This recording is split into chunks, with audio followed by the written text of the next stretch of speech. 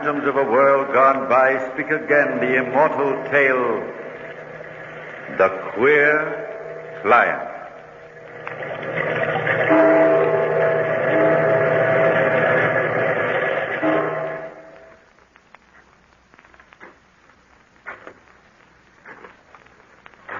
Hello, Edward. What's that? Who?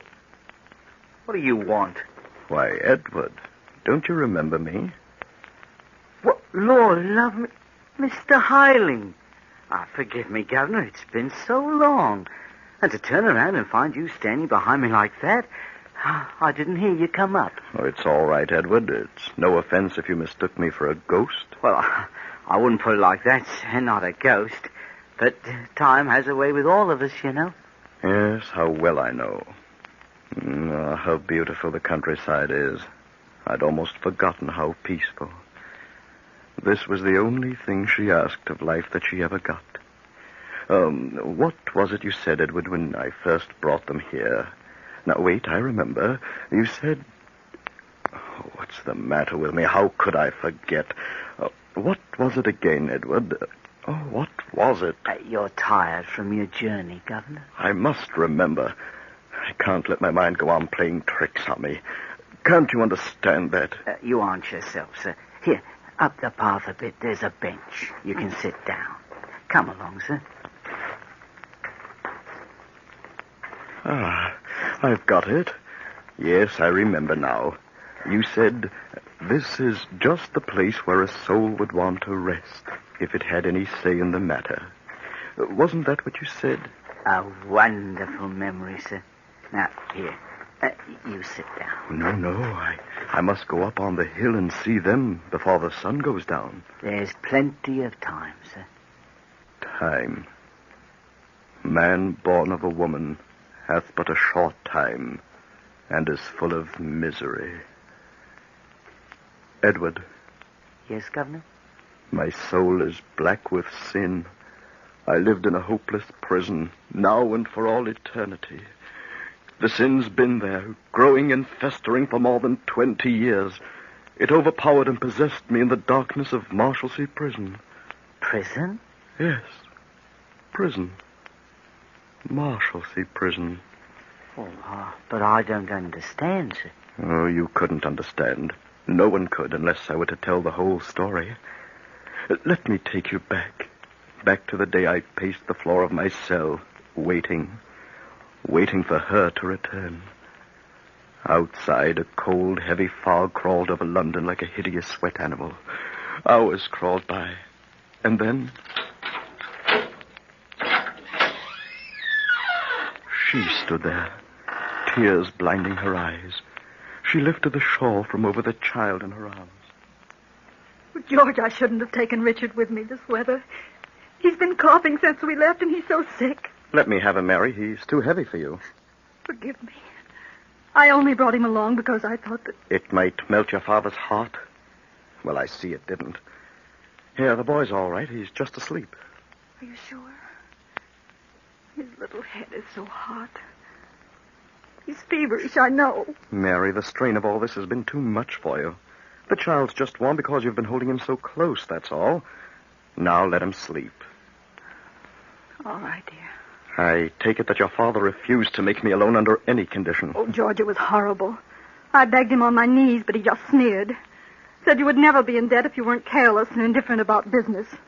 You don't believe that, do you? No. No, darling. I'm surprised he didn't suggest striking a bargain. The cash if you'd leave and never see me again. Oh, but no. He'd much rather see me rot here in Marshalsea Prison. There must be something else we can do. Something we haven't thought of. Oh, there's nothing, Mary. What would have been but small change in your father's purse was our only hope. We're trapped, Mary. Well, they can't keep you in this place forever, George. Well, they can't do that to people, can they? It's been known to happen. Yes, and in the name of 19th century English justice, which makes misfortune a crime. You mustn't lose hope. I'll work and wait and pray. We'll be together soon. I know we will. And you must have faith and believe that, too. Promise me, George. If a little wisp of a thing like you can have faith and not be bitter after everything that's happened, I think I can be just as strong. As long as we love each other, we have nothing to fear, darling. Not even Marshalsea Prison. Nothing to fear. Nothing to fear but the horrid, stifling monotony of months in Marshalsea Prison, with a hard bed and sleepless nights, with a rotten food and tasteless meals. Rotten food. I say, I can't eat that mess. It's crawling. Marshalsea's very best, my friend, and you'd better get accustomed to it. That mess, as you call it, is all you'll get. It's a wonder the place doesn't come down with scurvy. My name's Dawson, Harvey Dawson. Arrived while you were sleeping. I'm George Heiling. How do you do? How long have you been here? 2 months, I believe. How much have they got you down for? 500 pounds. Oh, not very spectacular, Heiling. That sum would just about cover the tavern scores I owe. What was your vice? Women? Whiskey? Business failure. Oh, that sounds very dull. Tell me, do we have enormous rats here, too, as some of my best friends have informed me? Yes, we do, Mr. Dawson. Enormous. Oh, well, one consolation. I'll only have to stay till my good parents decide to meet my obligations. They imagine a short stay here will cure my extravagance. If it doesn't, nothing will. Eileen, here's your wife to see you. Don't let me disturb you, Heiling. I'll stay out of the way. George. Mary, what is it? Mary. I don't know how to tell you. Richard? Yes. During the night, I got up to look at him, to see if he was comfortable. You know how his coughing kept him awake. He seemed so peaceful lying there. I put my hand on his forehead. It was cold. Cold. Murder. That's what it is. They killed him, Mary, just as surely as if they'd thrown him in the Thames. He didn't have a chance. He was sick. He needed food, decent care, doctors. I might have given him all that, but they locked me in here. Murderers. Don't look like that, George.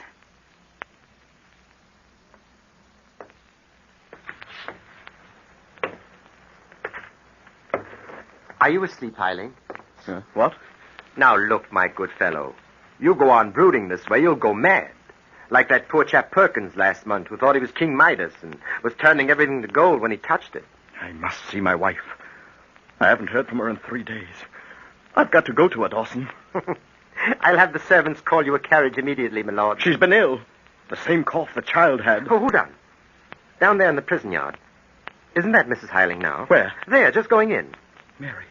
She doesn't look herself at that. Oh, but she must be all right if she could walk all the way here. Of course. Now, straighten yourself up a bit. Try to appear serene and dignified so you won't worry the poor women out of her wits. Play the unconquerable martyr. Dignity now. It's the one unattachable asset of a bankrupt. Where is she? Why doesn't she come? Oh, she couldn't very well fly up the stairs, you know. Oh, here's the tanky now. There's Mary. You can have an half an hour with your husband. Mary. Mary, I was so worried about you. George. Darling. Mary. Help me, Dawson. Get her over to the mattress. George. George. I'm here, dear. Don't move. Where are we? We're together. That's all that matters. I know now. Every time I fall off to sleep, I forget. And everything is strange when I open my eyes again. I'm in Marshalsea with you. Yes, Mary. But I did get to you, didn't I? Of course. Take me in your arms. Please don't look so hurt. How can I see you suffer and not feel it? There's no pain. I'm not afraid to die, George. I won't have you saying such things. The doctor's told you, hasn't he? Oh, Mary, Mary, life's given you so little. It gave me you. More happiness than I ever dreamt was possible. If anything hurts now, it's the thought of leaving you. But it's God's will, and you must bear it for my sake. God's will. Did he will it that I be thrown in prison and our child die for the need of me who could have helped him? And now... Oh, George, don't let bitterness destroy you.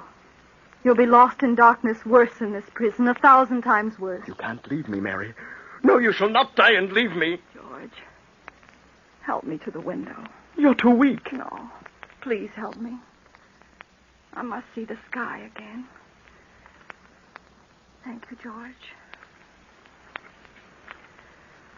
Let them lay me next to our boy.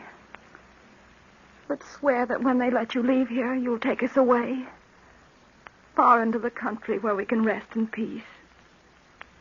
Some hilltop where it's beautiful and there's nothing but sky above us. Then you can visit us there. We shall be all alone. Safe. Together. We'll do that. Anything, Mary. And... Mary. Mary. George. Speak to me another word. One look, but one. She's gone. She's gone.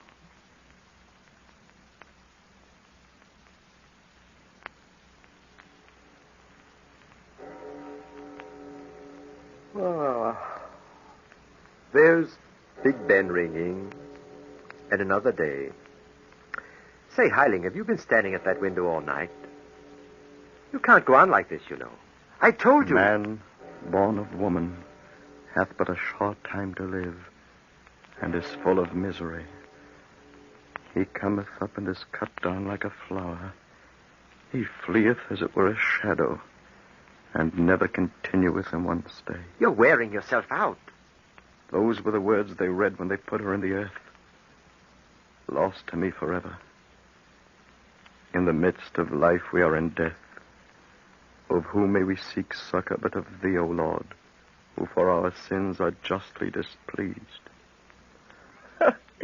Displeased, Dawson, with the sins of the innocent. It's not fair, Dawson. I'm going to escape. Don't be a fool. You'll only be caught, and then they'll surely leave you in here to rot. As God is my witness, I swear that from this hour I shall devote myself to revenging my wife and my son. Henceforth I shall live only for this. My revenge shall be protracted and horrible. My hatred shall be undying and inextinguishable, until my father-in-law has lived through the same hell I have known, and worse. I believe you have gone mad. Yes, quite mad, Dawson. Mad with anticipation of my hour when it comes. Yes, quite mad.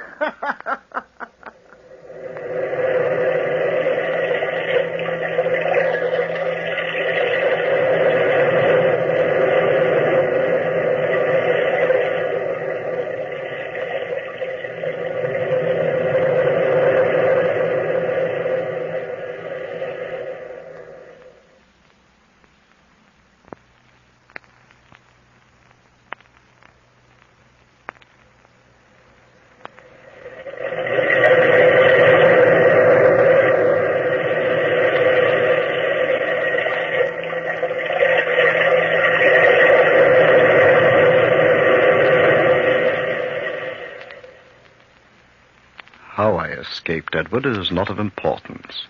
But once I left Marshalsea behind me, it was all very simple. No one recognized me for George Heiling. No, not the worn, wasted creature that slipped out into the world that night. First I sought out my father-in-law. It was summer, and he was at Midhurst, a watering place, with his son.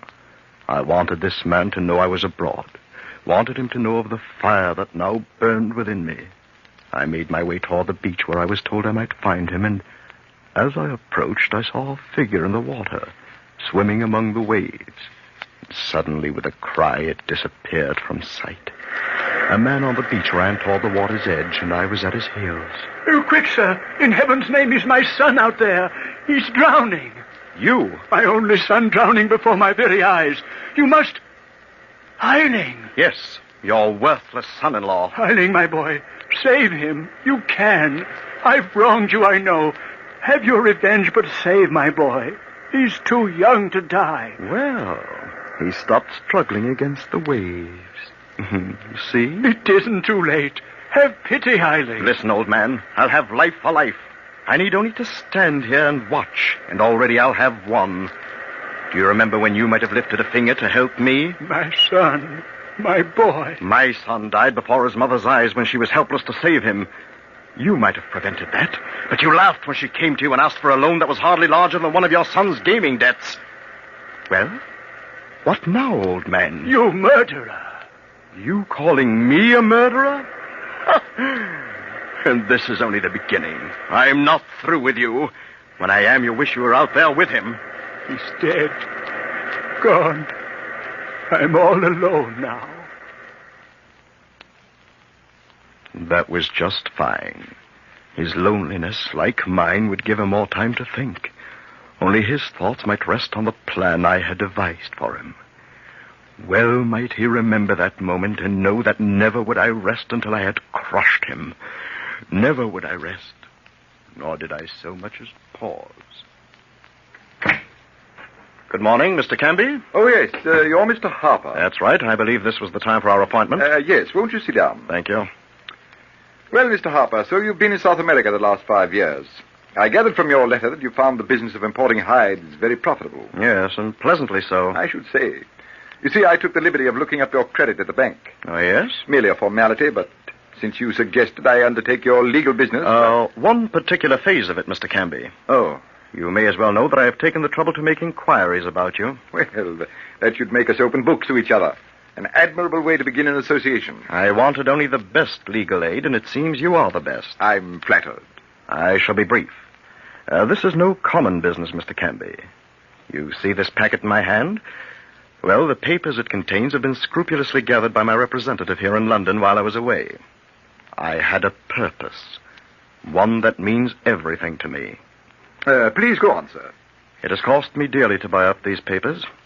Here, look them over. Thanks. They tell their own story at a glance. Promissory notes. Copies of deeds. Yes? The man whose name you see there has raised huge amounts of money on the strength of those. May I ask, what it is you want me to do? Well, I'd better explain in detail. There was an unwritten understanding between this man and the persons into whose hands those papers originally went. An understanding that the loans they represent would be renewed from time to time until a given period elapsed. And you say that no such understanding has been committed to paper? Yes, precisely. And this man has sustained shocking losses on the exchange during the last few years. If these obligations accumulated all at once, and he had to pay them, he would be crushed to earth, an impoverished, broken wretch. Oh, and you want me to prevent anything like that from happening? On the contrary, I want you to make it happen. I say, Mr. Harper, I see you think me a queer client. Well, I have my reasons which need not concern you. Of course, yes. Can you proceed at once? Well, these amount to many thousands of pounds. Yes, I'm aware of that. Just one detail. Don't bother me with details. I want you to take every advantage of the law, use every legal trick that you know to reduce this man to ruin. Slow, lingering ruin. Seize and sell his lands and goods, drive him from house to house, then drag him forth a beggar to die in a common jail. But this detail, sir... Very well, what is it? The costs. If the defendant be a man of straw, who's to pay the costs? I told him to name any sum he liked. It would be his. I wrote a check for the full amount on the spot and then told him I would wait to hear from him for results. It was not long when I held in my hand several very interesting documents. Dear sir, this is to inform you that with the present suit against the defendant, he will find himself completely without resources. Completely without resources, eh? Dear sir, application for a brief indulgence has just been received from the defendant and has been summarily rejected. Land, house, and furniture are on the point of being seized. Indulgence. Dear sir, regretfully I must inform you that today the defendant escaped the vigilance of the officer sent to apprehend him. What's this? No, it can't be. I've immediately assigned agents to undertake a search for the fugitive. Escaped, eh? No, he hasn't. He can never escape from me. Only death can deprive me of the sweet pleasure of seeing him on his knees in the filth of his cell. I instructed Canby that when my father-in-law was found, every drop of influence be brought to bear to see to it that he went to Marshalsea prison. In the meantime, I decided to search for him in my own way. Canby, are you there? Oh, here I am, Mr. Harper, right here. What is it? Where have you been all this week? While you and the efficient machinery of the law were busy with your bungling, I found him. Really? He's cowering in a pest-ridden lodging in Camden. Yes, and you know, Canby, perhaps it's just as well we did lose sight of him. He's been alone there in the most abject poverty. The woman of the house says she has found him picking over the scraps from the kitchen. I see. His apprenticeship for Marshalsea. Well, we will have to take him into custody tomorrow, of course. Naturally. No, wait. The next day. But why? You're surprised at my wishing to postpone it? Well, you were so anxious. I had forgotten something. An element which gives the situation a pleasing dramatic effect. You see, the day after tomorrow is an anniversary in his life. It will be done then. Very good, Mr. Harper. I can't wait. Will you write down your instructions for the officer? No, let him meet me there with you at 8 o'clock in the evening. You are now looking upon a happy man, Canby. I wonder. What's that? Nothing. Well, I'll say good night. Remember, 8 o'clock. We shall have done with this business once and for all.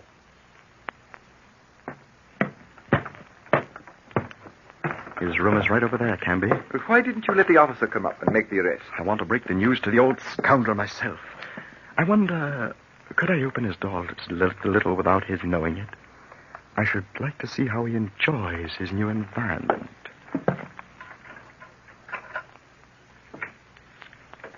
Look. There, see him? His head in his hands, staring at the candle. What happy thoughts must be running through his mind? Who's there? Wait right here, Canby. I shall be out directly. Very good. Good evening. I trust I'm welcome. Hiling. Yes. What now? What fresh misery is this? What do you want here? A word with you? Go away. Go away. You seem to have suffered serious reverses since last we met. Probably I have your malignant prayers to thank for that. Prayers. You underestimate me, old man. I did not pray. I acted. You were behind it all. You brought ruin upon me. I told you I would not rest until you were crushed. You're mad. You're not human. If I'm not, it's you who made me so. Oh, get out of here. Get out of here. Not before I have my say. You remember 6 years ago this very day? Leave me alone. I claimed the life you owed me for my child's. I said I wanted life for life. But you would have to wait till I had arranged the stage for the second and last act of acquittal. This is it. An officer is downstairs waiting to take you to your new abode. Marshalsea Prison. No, haven't you done enough? Have pity. I'm an old man. I've paid for my sins 1,000-fold. Plead with the law, old man. Prison would be the death of me.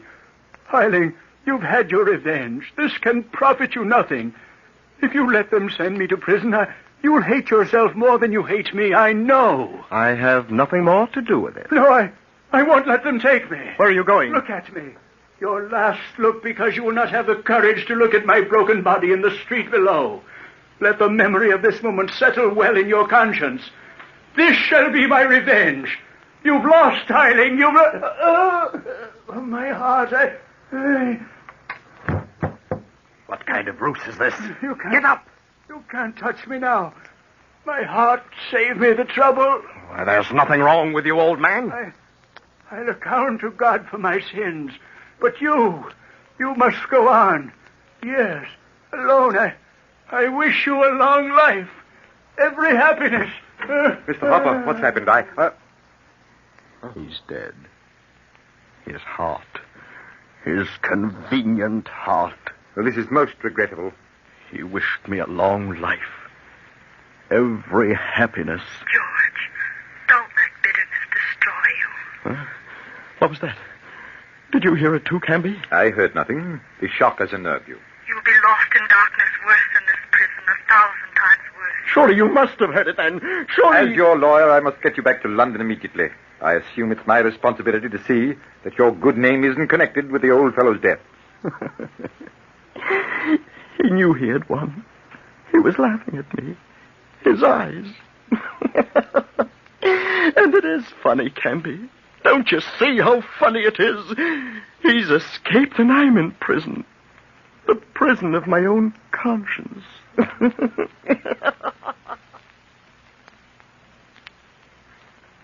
And that's the story, Edward. I don't know what to say to you, Mr. Hiling. Oh, there's no need for words. Oh, look. The sun is sinking fast. Stay here, Governor, with me and the missus. This is where you belong. It's bad for you to be traveling in far-off places when your heart is here. No, I must go on once more. On till I end life. Would that it be at this place. In the midst of life, we are in death. But that's not for me to decide. Now, Edward, I must go and be with them. Perhaps I shall hear her voice again, and she'll forgive me. Who knows? Who knows?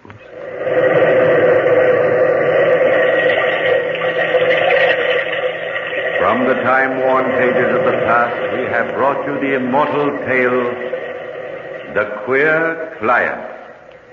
Bellkeeper, toll the bell.